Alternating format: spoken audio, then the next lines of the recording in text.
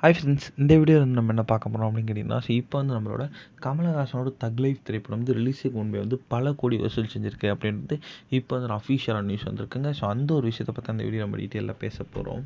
இப்போ வந்து தமிழ் சினிமா 36 வருடங்களுக்கு பிறகு வந்து நம்ம கமலஹாசன் மற்றும் மணிரத்னம் கூட்டணியில் உருவாகி இருக்க திரைப்படம் தக் லைஃப். ஸோ இந்த திரைப்படத்தை வந்து கமலஹாசன் கூட சேர்ந்து ஒரு சிம்பு, த்ரிஷா, ஐஸ்வர்யா லட்சுமி, கௌதம் கார்த்திக் இந்த மாதிரி வந்து ஏகப்பட்ட பேர் இந்த திரைப்படத்தில் ரொம்ப ரொம்ப முக்கியமான ரோலில் நடிச்சிருந்தாங்க. ஸோ ராஜ்கமல் ஃபிலிம்ஸ் தயாரிப்பில் Madras Talkies, Red Giants Movies இந்த திரைப்படத்தை இணைந்து தயாரிச்சிருக்காங்க. ஏஆர் ரகுமான் அந்த திரைப்படத்துக்கு இசையமைச்சிருக்காரு. ஸோ இந்த திரைப்படம் வருகிற ஜூன் 5ஆம் தேதி வந்து தியேட்டரில் வந்து ரிலீஸ் ஆக இருக்கிறது. ஸோ படம் ரிலீஸ் நெருங்கி இருக்க நிலையில் வந்து இப்போ வந்து வியாபாரமும் ரொம்ப ரொம்ப சூடு பிடிக்க ஆரம்பிச்சிருக்கு. ஸோ அந்த வகையில் பார்த்தா நம்மளோட தக் லைஃப் திரைப்படத்தோட சேட்டலைட் உரிமையை வந்து விஜய் டிவி தான் வாங்கியிருக்காங்க.